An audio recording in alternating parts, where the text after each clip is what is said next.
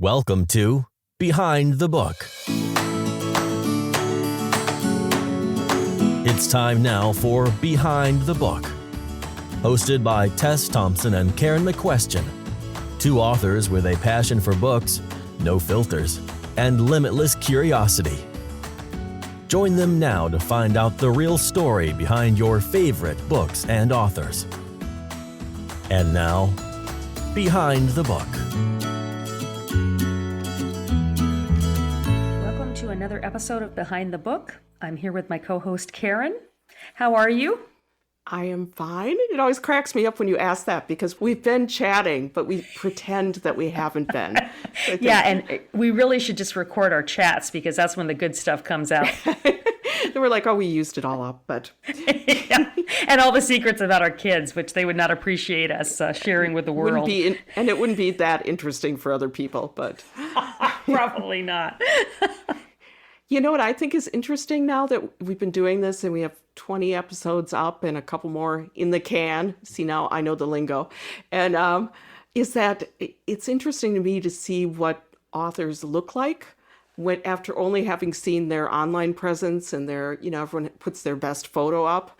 And most people look pretty much like their photo, but every now and then you get someone and you think, wow, I would not have recognized them. Their hair might be different or they're dressed super casual. And we can see them because when we record it, we have a visual, but of course the podcast is audio only. And they usually say, panic a little bit when they see us on the screen and they say, they can't see me, right? Yeah, and I'm like, yeah, no, I had to find another gig that I could wear my pajamas to work. So we will not be, including the video. Trust us, nobody wants that. Well, we had a really interesting guest on, Gary Goldstein, and we were both a little starstruck. Actually, I shouldn't speak for you. I was a little starstruck. No, I was as well. And absolutely. Behind him was a poster of a movie, This Magic Moment, which Karen then looked up later and found out was a Hallmark movie. And now I'm dying to see it. But he had like the poster. The movie poster, yeah. Yeah, the movie poster, yeah. All framed in the wall behind him. And I'm like super nosy. Whenever we interview someone, I'm always trying to see like what books are in their bookcase or if they have a pet in the room. I'm like, so it kind of gives you the little insider tidbit.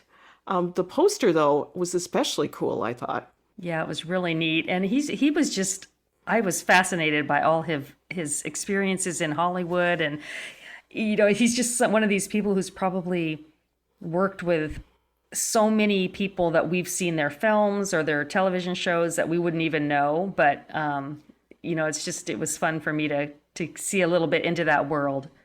Well, in the movie This Magic Moment, one of the lead actors is Diane Neal, which if you watch Law & Order SVU, which I do, she played Casey, the DA, for a number of years. And I was like, I love that actress. Now, did you hear me? I started to say actor, and then I changed it to actress, and it came out actress. We could edit it out, but I'll just make more mistakes. We'll just leave it in. Yeah.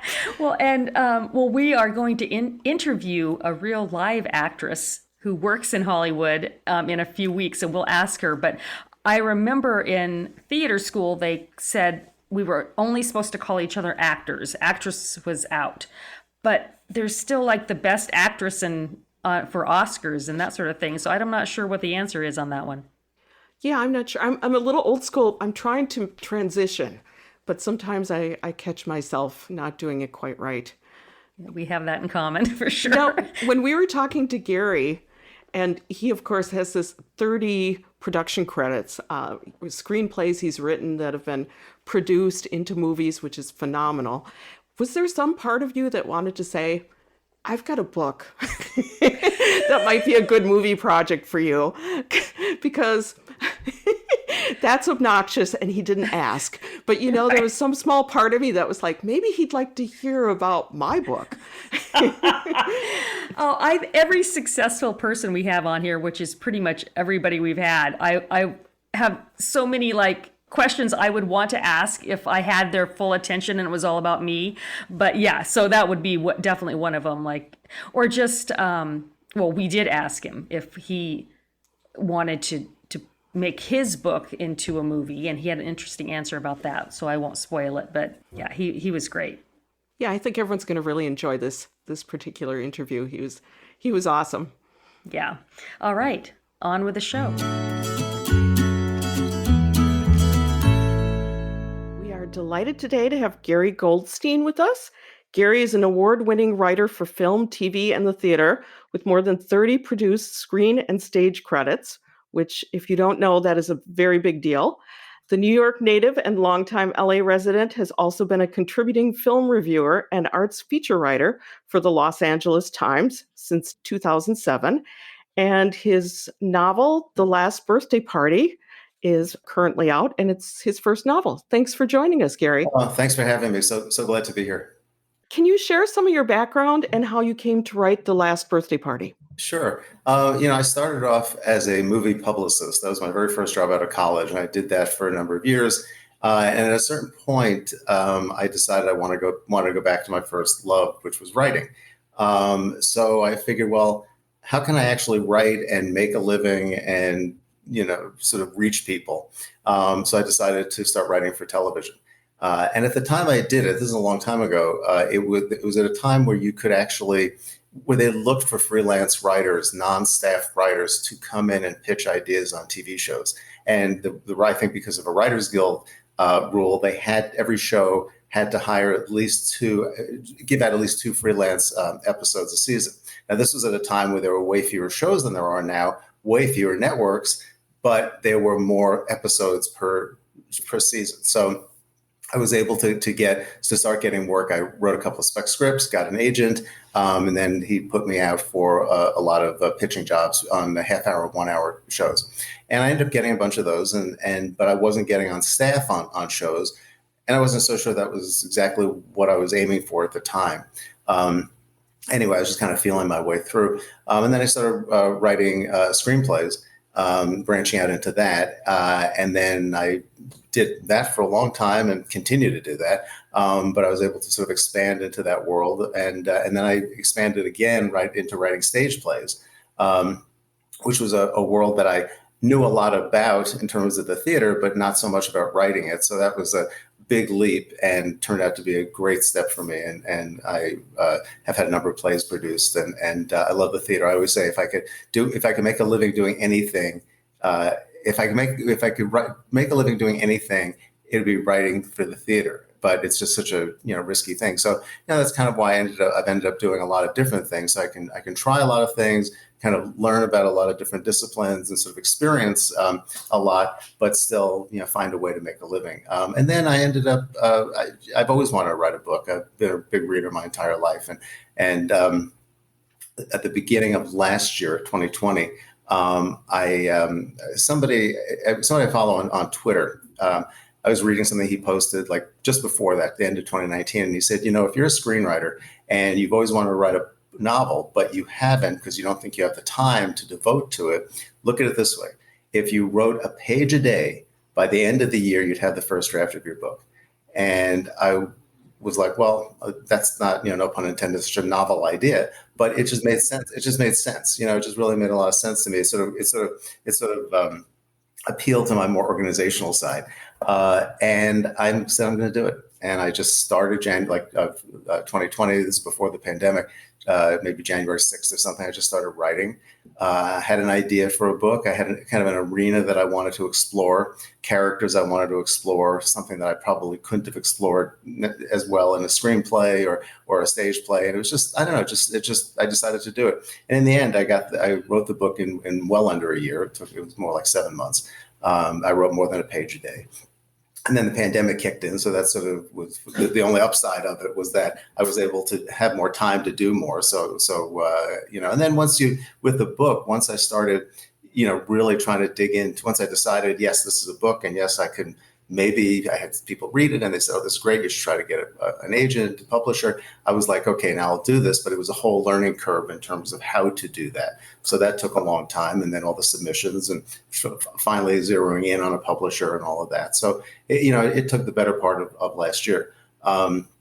But it was a really joyous experience, and then only got better once I had a publisher and we went through the editing process and then all the design process and all of that, and then finally got to the point of having it published and doing all the publicity around it and trying to get people, interested in it, find out about it. It's been an amazing journey. So it's been very exciting. Well, you've said that the last birthday party explores favorite topics of yours, namely what brings people together romantically and what splits those same people apart. And you never know what's waiting just around the corner at any age. Why did you think a romantic comedy was the right genre for this type of story? Well, I've written a lot of romantic comedies in my day, and so I'm very comfortable in that world. But I also knew that there was a way in novel form to kind of turn it on its ear a little bit and sort of enter that world in a very kind of sort of different, sort of backhanded way, which interested me. And I felt I've explored this topic here and there in my writing about what brings people together and what splits them apart romantically. And I've always been fascinated by the concept of how do people go from, and I've seen it in my own life and people around me and all that, friends, family, whatever. But, how do people go from, deciding they want to spend the rest of their lives together to not being able to be in the same room with each other? How does that happen? How do we change? What goes on? So that was something I wanted to explore in a little different way than I had in some of the screenplays that I'd written.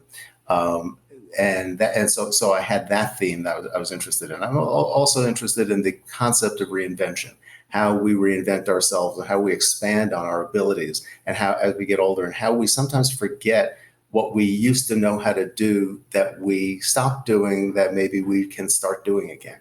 We have strengths that we haven't exercised for whatever reason in many years. And I'm kind of fascinated by that as people are able to reinvent themselves or, like I said, expand on what they are doing. And that's something I've experienced a lot as a writer. So I kind of put it all together, just sort of mixed it all together. And I ended up telling the story. I also wanted to tell a story about somebody of a certain age and what happens as we get older and how our lives change and how we stay relevant, but how we kind of reconfigure our lives, especially when you enter an arena where a lot of the people you're dealing with are a little bit younger, and how you navigate that. And I love writing comedy, and most of what I write is comedy. And so everything, even though I didn't look at this book as a romantic comedy to begin with, I always thought of it more of like as a family dramedy, but little by little over the course of time, it seems to have been cast more as a romantic comedy, which is fine. And so I just sort of have leaned into that. But it was kind of a natural, I've said about this book that it's like a kind of an amalgam of so many things that I've written, like so much of what I've written has led me to this story and writing this story and writing a book and writing it this particular way. It's not a book I would have written, 5 years ago, 10 years ago. It's definitely a book I would have written at this point in my life. Now, writing a novel is it has similarities and differences from screenplays. You can have more internal monologue and the thoughts and layer in emotions. Was that a tough transition for you? It was a transition. Once I sort of became clear and comfortable with writing in third person, I didn't want to write this book in first person. I wanted more of a distance from it. I am not my main character in many, many ways, but there are certain trappings, externals that are similar. So I wanted third person. I like third person, writing in third person, but it took me a while to sort of like be clear about the points of view and all of that. So once I did that, that wasn't a problem. One of the things, having written as many stage plays as I have, stage plays are about fewer, longer scenes, where, by and large, whereas screenplays are about more shorter scenes. Books are somewhere in the middle. But I felt that the ability in plays to sort of go off a little bit and be a little tangential and to sort of let things breathe and dig a little deeper and use the flashback structure and things was useful. And I think I brought a lot of my playwriting into this book writing. And, plays are so much about character. Not that movies aren't or TV isn't, but I mean, plays, it's all you have is what's on the stage. All you have is the characters. And so you really rely upon a little more telling than showing. Whereas in movies and TV, it's a little more showing than telling. And so in a book, I've said this before, that, the writer in a book is kind of the camera. You have to be the camera also, because you have to provide everything that we would otherwise see on stage, on a TV show, in a film. So that's one of the differences. But I kind of approach this book structurally, storytelling wise, very similar to the way I would structure a screenplay. I don't think it reads like a screenplay in any way, or reads like a movie particularly. But in my head, I had the kind of basic storytelling structure down pretty vividly, because of how much I've written and how stories are basically, whether it's a movie or a play or a book, the basic way of telling a story is not so dissimilar. It's the basic classic storytelling structure, and then you kind of mess it up from there. So the transition wasn't so hard, except there were definitely things. I mean, though I've read a million books, there were many things about just the kind of the physicality of it. What things look like, where you skip spaces, how you do that. It's just some of the technical things which I just never even thought about. And when I gave the book to my first editor, before I sent it out to the world, I hired a professional book editor, and the things that she was great, and the things that she came back with were, it's like, why didn't I realize that? Why didn't I know you're supposed to skip a space there? Why didn't I realize whatever?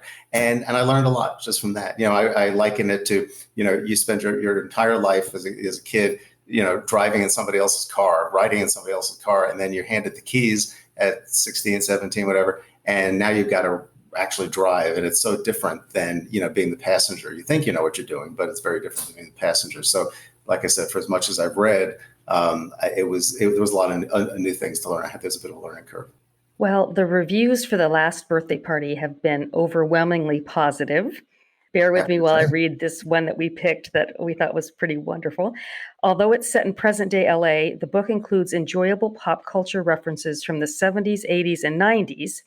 As his plot twists and turns, so do shout-outs to Full House, The Joy Luck Club, Risky Business, Fast Times at Ridgemont High, and many more.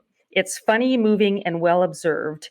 We were curious, did you plan to include these movies and TV references right from the start, or did that happen organically as you wrote? It just happened. Once I explained, because I knew the setup of my book. I knew that it was going to be about somebody who's turning 50 is throwing a birthday party that they don't want by their wife, and the party happens anyway, and a big fight happens, and things go downhill from there. Where it was going after that, I wasn't all that sure. So the first thing I had to do, and one of the very important things in this book for me, was, even though it's about the dissolution of a marriage and the reacquisition of a new relationship, it was very important to me that Cassie, Jeremy's wife, not be cast as any kind of monster or any kind of enemy or anything. She was just a human being who was done with her relationship. And Jeremy was not paying enough attention and didn't quite realize how done she was. But it was important to me to show, again, what brought these people together. Why 25 years later are they splitting up? That we explore, but I wanted it to be very clear why they were together. So in the first flashback where Jeremy explains to us how he and Cassie first met, they were very young. They were 22 and 23, I think. And they met outside in Los Angeles. There's a really beloved revival movie theater called the New Beverly Cinema. And it's been around for a long time. Quentin Tarantino is the owner of it now. And it basically programs different double features every night or 2 nights, all from cult movies and classics. And it's just a great programming combination. They've been around a long time. And so I thought, as the movie fan that Jeremy is, that it'd be fun that he meets the woman of his dreams at the movie theater. But the only difference is she's not going to the movie theater. She's just walking by. So automatically we see there's a difference between them. The conversation that they have when they first meet, and he gets up the strength to start talking to the stranger. It's so clear, like they're on such a different page when it comes to movies. He loves the movies. He's paying to see old movies you could see on TV now. That back then, this is like the early 90s when the book takes place. And her reaction is like, why would you pay to see movies you could see for free? It's just sort of a very different approach. And it seemed to me like a great place to start. So, of course, I had to explain the double feature that he went to see. And it was Fast Times at Ridgemont High and Risky Business, which are two of my favorite comedies to this day. So I wanted to kind of give them a shout out. And little by little, they turned out to be more and more of a place for movie titles and TV show references and songs and all that kind of thing. I mean, I opened the book, the preface of the book has a lyric from an REO Speedwagon song called Roll With the Changes, which is a late 70s song. And I love that song and, all that kind of music. So, yes, I mean, it was just a lot of it was as the writer, kind of putting my, and this is where we are similar. I am similar to the character he is to me, these kind of giving him a sense of movie and cultural history throughout the years. And I also think it's something a lot of people relate to, particularly the bulk of people who will be reading this book. Now, you talked about writing in scenes, which I think a lot of us do. Did you write the book with a feature film in mind, that at some point it could be adapted? It's a good question. I can honestly say, as a screenwriter, as primarily a screenwriter and somebody who keeps the concept of writing something that can be turned into a film or a TV show in mind, pretty much front of mind in most of what I write, I really didn't with this. I wanted to just write the book. I wanted to write it. I had no idea what I had. I just barreled along. The book was pretty long in its first pass. I mean, I had to cut a little bit, and then ultimately we cut a lot before it was published, and really trimmed it and really moved very fast as a result. I didn't really think much about it. I just wanted to know that it was a good book. But then once people started reading the book, everybody was like, "Oh God, who'd be great to play Jeremy? Oh, who I see is Annabelle." I think somebody said this would make a great limited TV series, like 6 half-hour episodes, and I'm like, "Whoa!" It's like that's great, but I really hadn't thought much about that. Because one thing I've learned about writing movies and TV is that you cannot predict any of it, because just because you think something would make a great TV show or movie doesn't mean that the world will, and everything's very cyclical, and I don't know. But now that the book is out and it's gotten a lot of attention and people have enjoyed it and seen the movie, talk to me so much about the movie that they see in it. I mean, it's definitely a story that could be told as a film. It's just kind of about what kinds of films do or don't get made these days. But I think what it has going for it is it's a really strong main character role for an actor of a certain age. So I've cast it in my head a lot. We'll see what happens. Honestly, it was not in the beginning. It was not on my radar, the whole movie concept. Well, I'm curious because my background is also in the theater. If you were to take the novel and make it into a screenplay, do you think you would find it difficult to do that to your own book, or do you think it would be easier?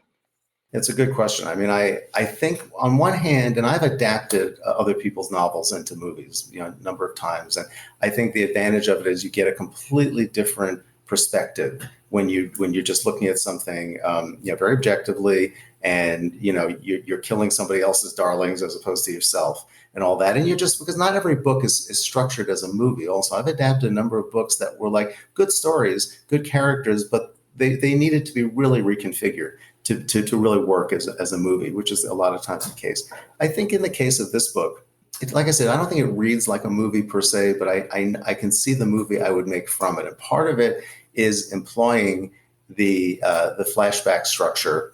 And the tricky thing is that the characters, when you're flashing back, or you're flashing back 25 years ago, 20 years ago, 25, there's not so much time difference that you need to cast two sets of people. And yet in some cases there are. So that's one thing I'd have to think about. But no, I really love to take a crack at adapting it. I've adapted a lot of my plays into screenplays.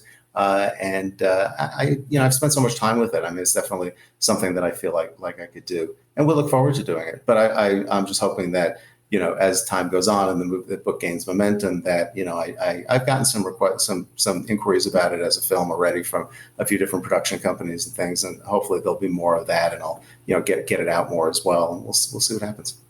Well, the last birthday party grabs the reader from the first page, and we were wondering if you would read the first few paragraphs for our listeners to really get a taste of the story. I would love to. This is the very beginning, and again, it's told third person. Jeremy is my main character. Cassie is his wife, still wife at this point. And here we open. Jeremy knew the birthday party was a bad idea. He just didn't know how bad. First of all, 50 did not seem like something to celebrate. Endure, maybe. Elude, definitely. Lie about, well, Jeremy wasn't big on lying. It's just easier to tell the truth, he'd contend, whenever Cassie wanted to concoct some excuse for, say, begging off dinner with the neighbors. But lie about this? Maybe, yeah. Either way, throwing a party and inviting most everyone they knew seemed like asking for trouble. Did anyone ever tell you you're a stick in the mud? Cassie asked when he swatted away her notion of a Jeremy's turning the big 5-0 bash. Well-meaning as it may have been, it wasn't actually. It was actually something completely else, which he would soon find out. No, babe, only you, Jeremy responded, attempting to sound light and unbothered, which it may go without saying, he did not. But really, what did his wife expect? She was the one who liked being the center of attention, not him. She was the one who was always first to sing karaoke at any party while he'd rather hide behind the drapes or under a table. She was the one who would wave at into the TV cameras if they were walking past the movie premiere, this was LA after all, while he would suddenly have to tie his shoe. She was the one who would talk in her outside voice when she wanted to prove a point indoors, like restaurant or movie theater indoors, while Jeremy would have used ASL to argue if he only knew how to sign. He was also the first to admit Cassie was who you wanted on your side in a fight. I love that. The voice of the narrator, who is you, is so clear. You really get a sense of who the characters are as well. Oh, that's great. Thank you. Now, you talked about hunkering down and writing this during the pandemic. Right. What did a writing day look like to you at that point? Well, I'm a morning person. I'm a night person too. In that I can work at night a lot, but I do like working in the beginning of the day. So my normal writing day is breakfast and then taking care of some stuff online or whatever. And then I just start my work. And I can sort of do that through lunchtime and then work in the afternoon for a few hours. And then if I have to, just sort of work at night after dinner. It just depends upon what I'm doing. But I would say with this book, I never went a day without writing. And I just forced myself to do that. I kind of employed that page a day concept, and it worked out to more than that. But even on the days where I was busy with other things, because I was working on other things at the time, I never missed a day writing that page. Whether I had to get up earlier, whether I had to go to sleep later, whatever it was, I always put it, got it in there. And that was very different because when I'm on a deadline, on an assignment, I'm very good at writing fast, writing regularly. When I'm writing for myself, when I'm writing without a deadline, it can take longer and things get in the way and all of that. But with this book, it was very, very consistent. And actually, I always feel like when you write consistently, when you write every day and you can just pick up where you left off, mentally, it's just much easier to remember exactly where you were, the thread, what you were thinking, all of that stuff. So it was pretty much writing. When I wrote, it was writing throughout the day. And then, like I said, there were days where I wrote, many more pages. And I pretty much edited as I went along, I would say. And so unlike a screenplay where I often just get a fast draft down and then go back and really work it, because I was learning a bit about the process and book writing as I was doing it, I wanted to kind of stay on it and not just sort of rush it. And I was comfortable with the story I was writing. I kind of knew where I was going. There are a lot of surprises in the book as you go along because things I didn't know I was going to write. And so I was surprised as I went along as the reader is. And that's great because that's something you kind of aspire to. I kind of fell into it a little bit because it sort of popped up as it came along. But it was a pretty consistent writing process on this. That's always the fun part of writing a novel, to me, is when something happens that you didn't anticipate. Right. And you're like, oh, so that's why. And you realize you had mentally laid the groundwork for something to come. Right. Yeah. Right. So that's always the surprises are good. Yeah, absolutely. And our characters talk to us. And so we don't always, I didn't outline this book. I always outline scripts. I did not outline this book. I kind of knew where I was going. I knew where I wanted to be at various points, like the quarter mark, the halfway mark, the 3/4 mark, the end. I kind of knew all of that, but how I got there was a little bit of a surprise to me. So that was a little bit different, but your characters do talk to you. They do evolve. Things you think you're going to write, you end up not, because it moves in a different direction. And sometimes that's good, and sometimes it's not so good. But you always have the opportunity to delete and start over again, obviously. So what parts were easiest for you? Was it the dialogue?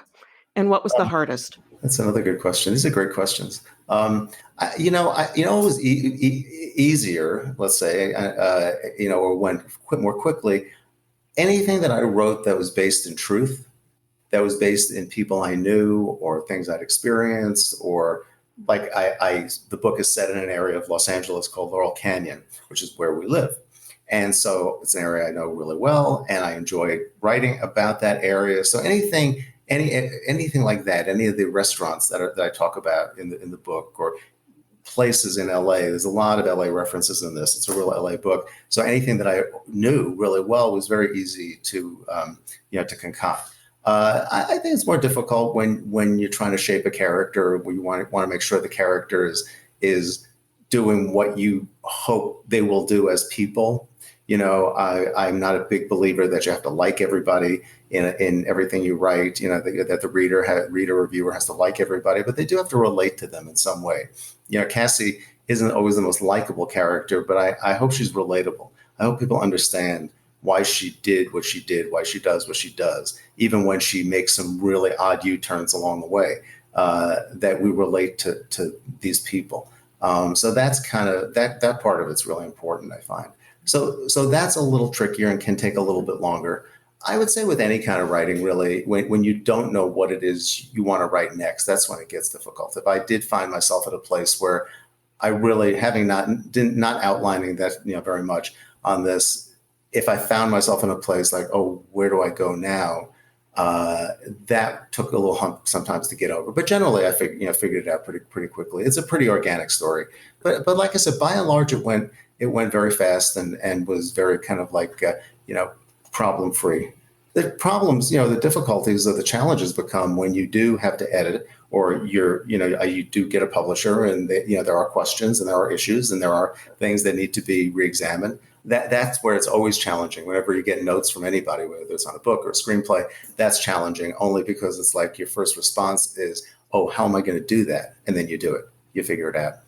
So that can be a little more difficult than the physical. I find the physical writing of it, the actual writing of first draft of something, is the joyful part.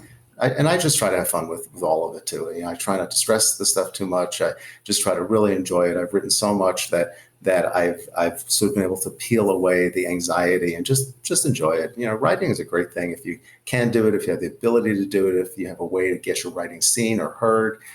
I believe I know this may be answering a future question, but I just do believe people have to enjoy themselves as they're in the process. Well, you kind of did answer a couple of my questions, but I have a new one that I just thought of that I think would be interesting to our listeners, and certainly would be to me. When you wrote for television, did you work with a team? And if so, explain to us how that works.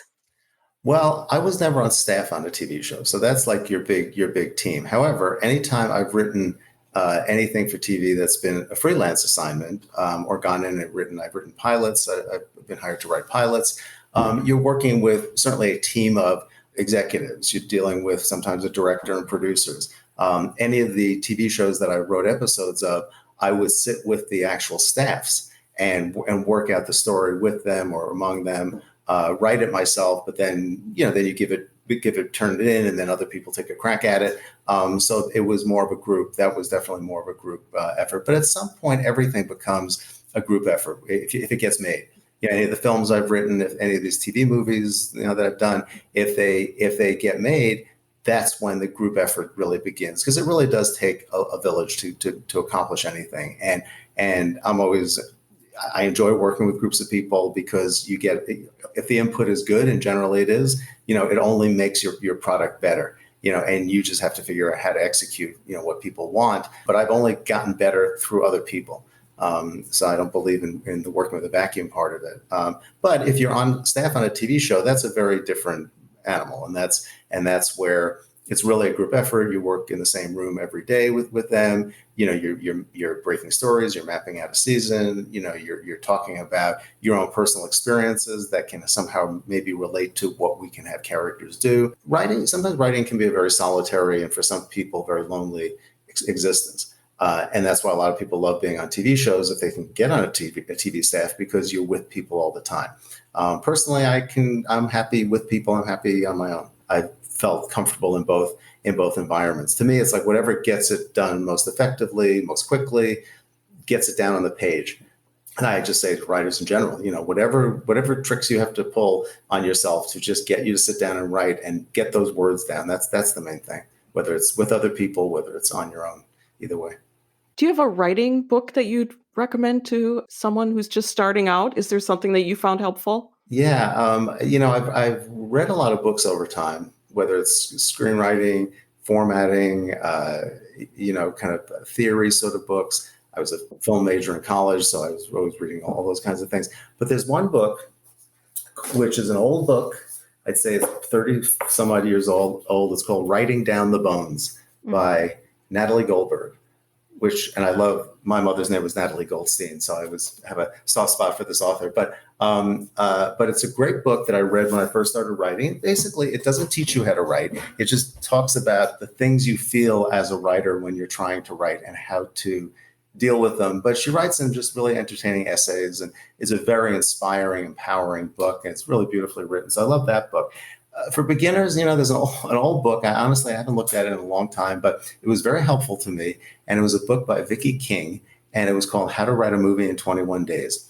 And again, I haven't looked at it in a long time, but I guarantee that book still holds up because it was one of the smartest, most efficient, and clear books I've ever read or anything I've ever seen about how to really get something done in a short time by just pounding it out. And that's a great book too. Everybody loves Save the Cat by Blake Snyder, poor late Blake Snyder, which is a great book and has really valuable stuff. I think to this day that book is really important.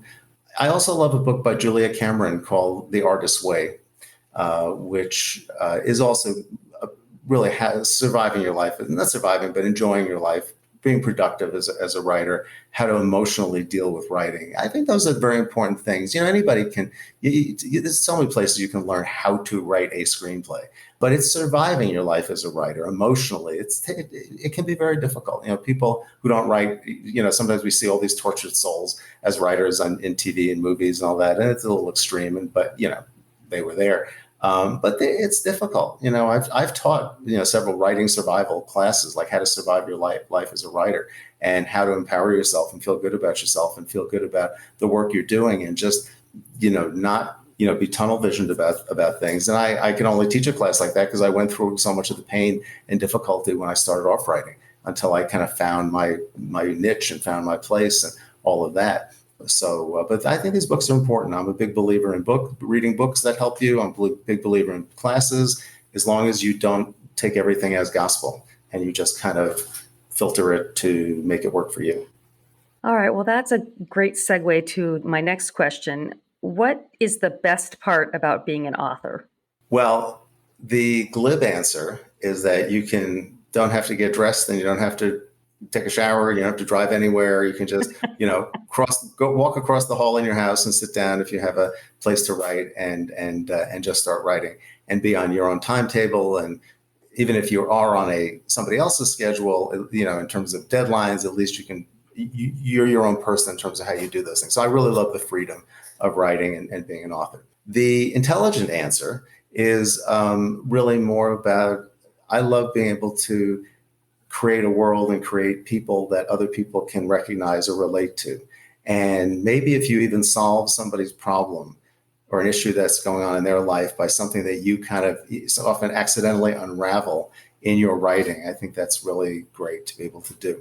But I've found what's been so interesting, particularly with this book, is the things that people find in it that they tell me about that I really did not realize I was doing. And there are these accidental moments that you just put together which when you give yourself some distance from it, you can realize, oh yeah, that does make sense. But I didn't realize that I did A, which moved to B, which meant C, and wasn't that clever. It was just you just write and you don't know. So that's always very gratifying, to find the things that people see that you never knew about, and hopefully to move people. I've written a lot of this book is funny, it's serious in many ways, but it's funny in a kind of wry sense. I think Jeremy has a kind of interesting sort of wry way of looking at the world. But I've written a lot of comedies, like more straight out comedies, and hearing people's responses and hearing laughter and touching a nerve with people, it's so gratifying, and it really, it's just like you're connecting. It's just, our lives are so much about just connecting with people one way or the other. During the pandemic, we haven't been able to do as much connecting in person, but even the Zoom things and anything we can do to connect is so valuable. So I think, in that we're all looking to connect. I think through writing you can do that, and I love that process. I love being entertained, by other people's work. I hope I can do the same for other people. Now, it's obvious that you love writing. What would you be doing if writing wasn't your job? Do you have another option, another career? Well, I was a publicist for a number of years. I was a movie publicist. I worked for a chain of movie theaters for several years. I worked for Universal Pictures for a number of years. I to this day, write movie press kits and bios and things like that on the side. I could had my career, had I not left what I was doing to write, I probably would have continued the path of publicist and marketing executive and that sort of thing. And probably, all things being equal, probably would have stayed in that. But also the world world of movies and movie distribution and theatrical distribution is very different these days. So I don't really know exactly what the market is for those sort of jobs beyond, the publicist that I just deal with, as a film reviewer. But, being a publicist of some kind is definitely something that I could see having continued to do, although I did leave it for a reason because I didn't want to do it anymore. But on a whole flip side, I love to cook. I love to cook for people. I know the life of a chef is not easy, very difficult and all of that, but I love cooking. And so doing something in that world, whether it's, catering or working in a restaurant or chefing or just creating recipes, I don't know. I love cooking. So that's another way. What's so cool about cooking is that you cook for other people, you share the joy with other people, and sometimes you do something that they're not good at, and you can give them joy, that kind of thing. Not to sound too noble about the idea of eating, but that part of it can be. I love food and cooking. So that could be it. I mean, there's a part of me. I've been through psychotherapy, over the course of my life. I think that's really valuable. Being a therapist, I think, could be extremely valuable. I like talking to people and hearing what's going on with people and putting little puzzles together, emotional puzzles together. So, that's something out there too that I might do, but I'm going to be a writer. I'm going to continue this. Who has been the biggest supporter as you built your craft and career? That's a good question. I've been really lucky. I mean, I've had so much support in my life from my family, from my friends. Even when I was a kid, everybody was really very supportive of the writing things that I did. So I've been lucky. I've had a good support system in my life. Certainly along the way, I've had some teachers that have been really, really helpful. I've had agents and managers. I've had a number of them over the course of my career, but each individual agent and manager has been a huge supporter and huge help along the way. I've had good support, but from a personal point of view, my husband is somebody who completely supports what I do from day one. We've been together many, many years and completely supports it. And I think with anybody who's a writer, if they're in a relationship, whoever they are in that relationship with, especially a spouse, if you can get, that kind of total support, it's so helpful. And a lot of it comes down to finances, who's making what kind of money at what time and all of that. But, a relationship should be about, the shared experience and trying to make each other better, and be there for the person when they need it and all of that. So I've been very lucky in that regard. And that's taken away some of the stress, because I do know people whose, partners and spouses are not really always that supportive, because there is and I get it, because there's a real practical issue when you're a writer in terms of, money comes, money goes. You really don't know what's coming. Things can take a very long time. A lot of it is a leap of faith. And I understand the difficulties in supporting somebody that you're living with, in particular if you have a family and a lot of writers, they have to take time off or they have to do something else because the realities of it is it's not always it's not in any way a predictable business, financially. Now, our last question is... not your last question. This is so much fun. I want more questions. Karen, the question. He's the first one who's done that. I've been waiting for that's someone. Good. Yeah, that was quite good. He's a wordsmith.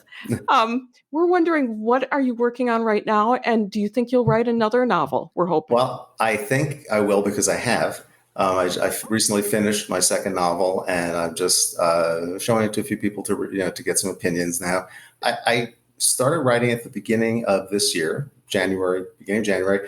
Tried the same page a day thing, but I had a lot of work, other work this year, so it was harder to finish as quickly. And with The Last Birthday Party coming out, there was so much to do with that I really had less time. So, but I did finish the book. Was this October? I finished it a few weeks ago, and did a full edit on it, and I just showed it to a few people. And it's a very, very, very different book than The Last Birthday Party. It's very serious. It's probably the most serious thing I've ever written. It's a family story called The Mother I Never Had, and I'm really proud of it. I think it's very different. It's kind of profound, which I don't always. I say that with all due modesty. It's just, it's like, I don't know what I have until other people read it, and all that. So, but I really enjoyed writing it, but it is very different.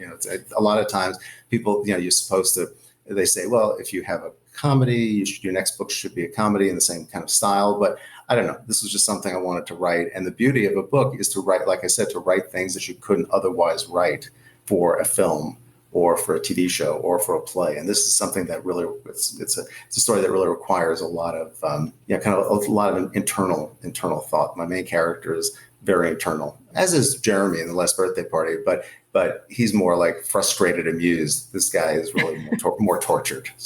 I'm a big believer in what a lot of writers call passion projects. Yeah. Write the book of your heart, even if it's not in the same lane. Right. Sometimes you get a nice surprise, and those books are the ones that really resonate with people. So right. I think that's great. Though this one I do think is a movie. I have to say, I feel it's much more immediately has movie written over it. It's great parts for a mother and son. So we'll see. We'll see what happens. And so I'll go on the journey of hopefully getting it published and getting it out there. And I have the title for my third book. I don't have any story at all, but I have a title. So now I got to figure out a story. But I love my title. So I'll see if I can find a story that makes any remote sense at all. Sometimes the title comes first, and sometimes the story comes, and you think there's no way I can title this thing. I can't think of anything that's appropriate. But anyway, we have actually a fun 10 bonus questions at the end. So you're getting your wish for more questions. And we copied this from the Actors Studio. You remember his, how he always used to do the rapid fire? Yeah. Oh, okay. So, yeah. So don't think too much. Just give us whatever pops into your head.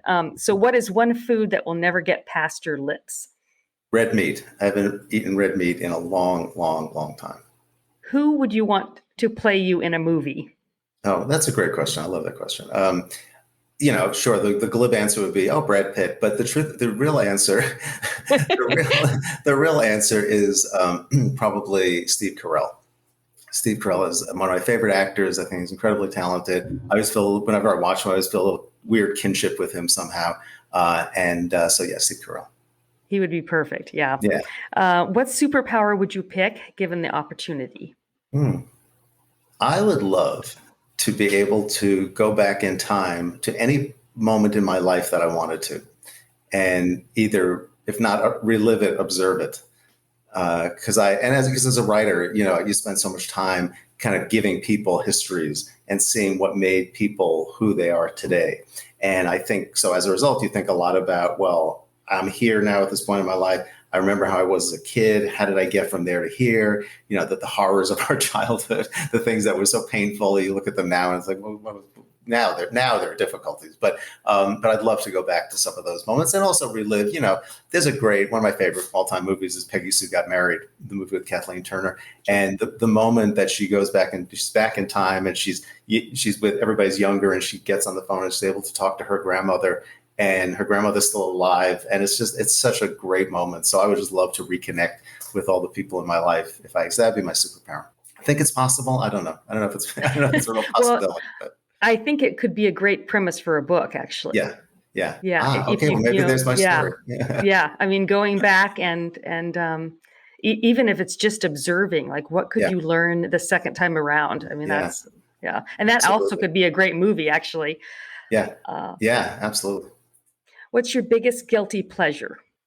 Oh, there is a fantastic cake that I grew up with, and I grew up in New York. It's a very East Coast thing. It's called blackout cake, and it's not really made anymore. I mean, people try to make it, and you go into bakeries and supermarkets, and they'll have something called blackout cake, and it's usually just chocolate cake. But the real blackout cake, when you find it, and there are recipes for it, is an amazing chocolate cake. That's chocolate cake. This cake is chocolate. And in the frosting in the middle, it's not frosting, it's chocolate pudding. And then there's frosting, chocolate frosting over it. And then the crumbles of the cake are crumbled on top of the cake altogether. So it looks like, it all looks like a dome. And growing up, it was like just the most fantastic thing in the world. There was a bakery that was kind of a chain bakery known for making it. And I've had it over the course of time, like real blackout cake over the course of time. And it's really probably 9 million calories a slice, but it's so good. So that's my total guilty pleasure when I can find it. What is the worst job you've ever had? I've been pretty lucky. I even my kind of dreary jobs, they were fine. I mean, when I was a kid, as a teenager and in college, I had a lot of jobs that were sort of dreary-ish job, but they were okay. I mean, but I would say the worst job I ever had was I had to mow lawns one summer for the neighbors and people in our neighborhood, and I just hated it because it was at the time where lawnmowers were different, and everybody would have these lawnmowers that you plugged in, but they were bad lawnmowers. They were just cheap lawnmowers, and you'd have to always make sure you didn't run over the cord. And I was always getting things tangled up. I also had allergies, so I was always having these terrible reactions and getting paid $5 a lawn or something like that. And I just did it for a long time. I hated it. And I would always mow our own lawn at our house. I didn't mind that. I enjoyed it because I could enjoy it. I could see and help my dad. But doing it for other people was definitely not fun. So that's probably one of the worst ones. If you could instantly become an expert in something, what would it be? I'd say probably the law. Not that I want to be a lawyer or anything like that, but I would love to know more about the real ins and outs of law, because I think we're also handicapped by not knowing really how things work legally and what our rights are, what other people's rights are. So I'd love to have instant knowledge about all things legal. I think that's really valuable. But again, I don't want to be a lawyer or anything like that. I'm just interested in the concept of the law. What's your favorite smell? Oh, a vanilla candle. Just simple. Love vanilla candles. What is the most terrifying thing you've ever done? Has anybody said this podcast? No. No. No, of course not. No, this is wonderful. No, you know what? I would say when I was a kid, a teenager, I went skiing a lot, and I'd sort of, kind of veer away and go on these really dangerous black diamond slopes. And I wasn't such a risk taker, but I don't know. I felt like, I can do this, and I survived it, but I'd never do that today. So that was pretty, I wasn't terrified at the time. I'm terrified now thinking about it. So that was terrified in retrospect. In retrospect. Yeah. I have a lot of those moments from my early 20s. I can't believe I did that. I know. That was me. What's one thing you're really bad at? I'm a bad liar. Because I tend to, and again, not to sound noble or anything, but I'm not a good liar. I'm a good sort of concoctor, and I'm good at sort of creating stories and, promoting things, whatever, but I'm not a good liar. I even say it I think I read it in the beginning of the book where he says, about lying, that it's just easier to tell the truth. And I guess it was, probably as a kid, lying and getting caught in things and whatever. It's just not worth it. And I don't know. I feel like after I lie, I just want to tell somebody the truth. So, right after that. So I'm not a very good liar. If you could live your life over again, would you want to? Well, I think everybody certainly wants to live forever, basically, the theory, live forever. I don't know if I want to live my life over again. It's exhausting. But I went through so much, but certainly if I could, I'll give you this. If I could know everything that I know now and be the person inside that I am now and go back to, being a kid and high school and college and all those things where there were just so many things you had to kind of navigate and learn and kind of, the emotional parts of all of it. But, the whole idea of like, yeah, you'll get through it and it'll be fine and you'll be great. That if you just could know that. So that would I'd only want to repeat it if I could, know all this stuff, which is kind of a cheat. I guess the point is to just go back and start over again. So yeah, I know. It's funny when people answer it because either people are like, oh yeah, I definitely would because I've had such a great time, or it's, well, if I could be different and change things and not make so many stupid decisions. Yeah, if I could have somebody else's life that I could redo, that'd be great. Yeah. Exactly. Oh my gosh! Well, this has been so much fun. I love getting to know you better, and we wish you all the best with the release. But we also would love to have you back when you've got this new one out in the world. I'm there. Let's do it. You'll just have to come up with 10 different lightning round questions. That's true. We haven't thought about that. Pick somebody else's. I'm sure somebody has them. I'm sure. I didn't realize those were. I wouldn't have remembered that those were. The Actor Studio questions. Well, they're actually it's our version of them. Yeah. Because I think his was what's your favorite curse word? And I can't remember, but he had some great questions. Yeah, he wanted to copy exactly. He delivered them in his own inimitable style. Oh, yes, he did. He was the best. Love that guy. He was. Anyway, all right. Well, we'll let you go. Thank you so much for spending time with us. So much fun. And really enjoyed it. Good luck with everything. You guys be well. All right. Bye-bye. You too. Thank you for listening to Behind the Book, brought to you by authors Tess Thompson and Karen McQuestion. Don't forget to subscribe to the podcast and post a question in the comment section. This has been Behind the Book.